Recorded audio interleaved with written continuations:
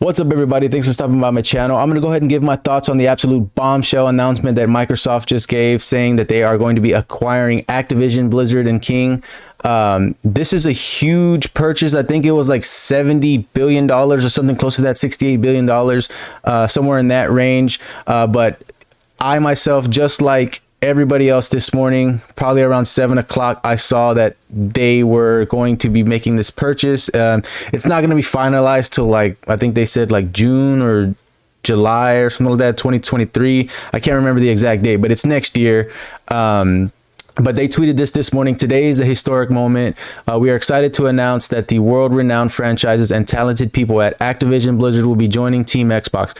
If you click the link here, it takes you to their Xbox page. I'm going to go ahead and start it off right here.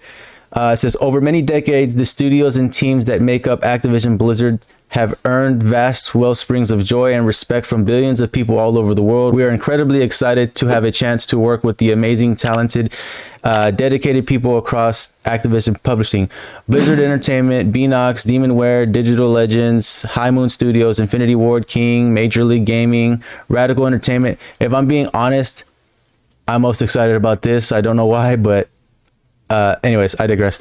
Raven Software, Sledgehammer Games, Toys for Bob, Treyarch, and every team across Activision Blizzard. Until this transaction closes, Activision Blizzard and Microsoft Gaming will continue to operate independently. Once the deal is complete, the Activision Blizzard business will report to me as CEO, Microsoft Gaming. This is, I believe, was written by Phil Spencer, and so that's what he means by they will report to me. Let me double check that.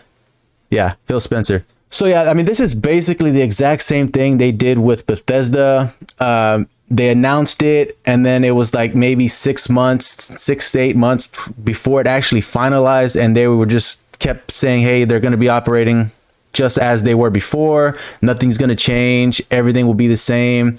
All right, so let's continue. Upon close, we will continue to offer as many Activision Blizzard games as we can within Xbox Game Pass and PC Game Pass. Both new titles and games from Activision Blizzard's incredible catalog.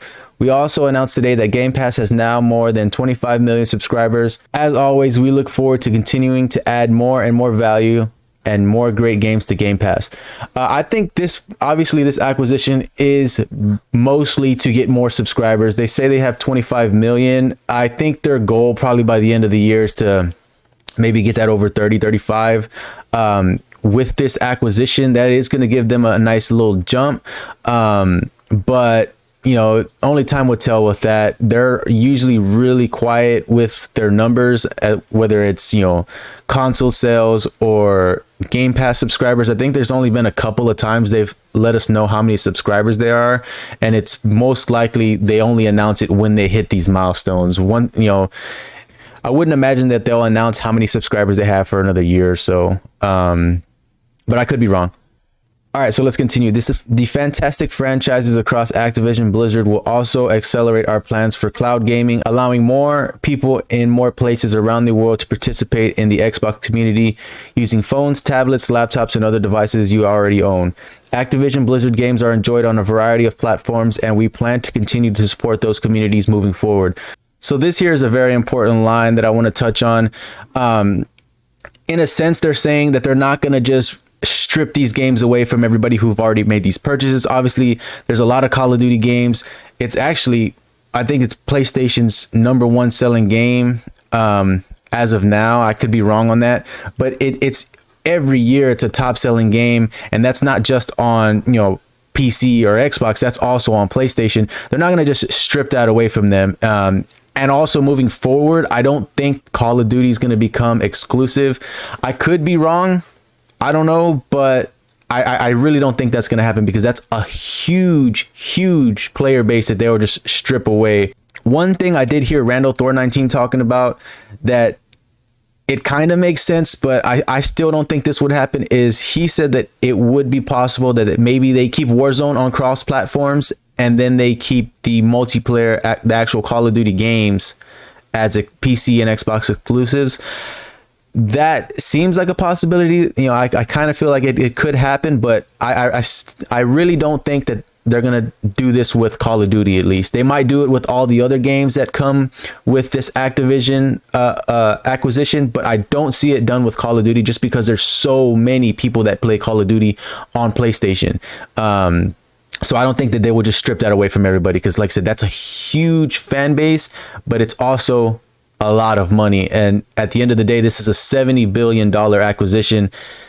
You can't lose out on that much money. But I don't know. I could be wrong. That's just my opinion on that. But like I said, all the other games, I feel like they could do the Bethesda thing where they're like, oh yeah, it's going to just be only on platforms where Game Pass is included. So which means Xbox, PC, and mobile.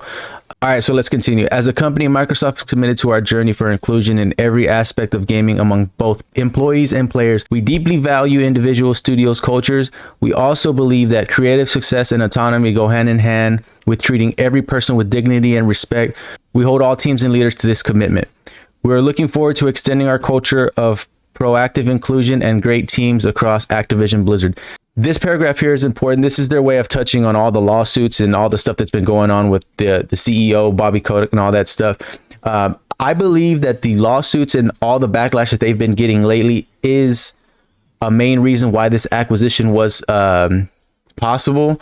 I feel like Activision was probably put in a bad spot. Maybe they didn't want to sell, but with all the stuff going on, they kind of were in a situation where they had to.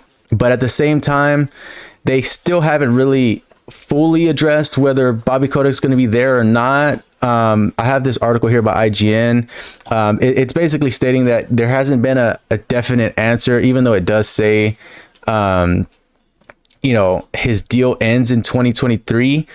I feel like Microsoft, once the deal's done, it's done and they're not going to renew it, or they'll probably, if there's a buyout clause in his contract, they'll probably buy that out as well, just to get him out of the way. Once this deal is fully complete, I don't think he's going to be around, because the dude's just bad news, and having him around it's not a good look.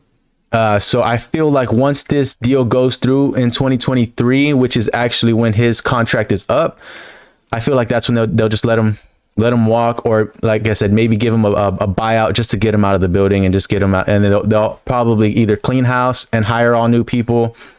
That way they can start to rebuild that reputation.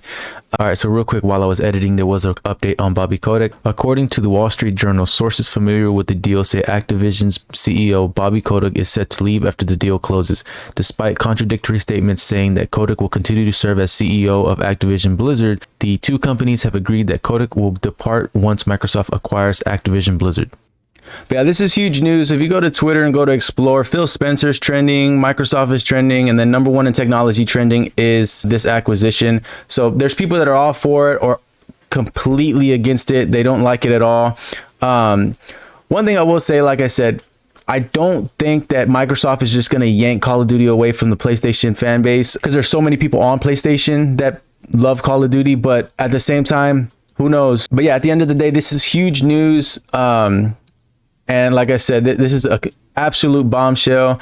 I, like everybody else, was half asleep when I got the news, and I didn't believe it at first. I was kind of taken aback. Like, I wasn't even expecting Activision Blizzard to be selling at all. So the fact that Microsoft was able to purchase them was huge. It was absolutely, out of left field. But yeah, like I said earlier, I'm actually mostly excited about Major League Gaming being under Microsoft now rather than Activision. Maybe they can make some changes there and have it running a lot better than it has been in the last couple of years. But other than that, guys, that's all I have to say about it, really. So if you liked what you saw, make sure you like, comment, and subscribe, and I'll catch you guys in the next one. Peace.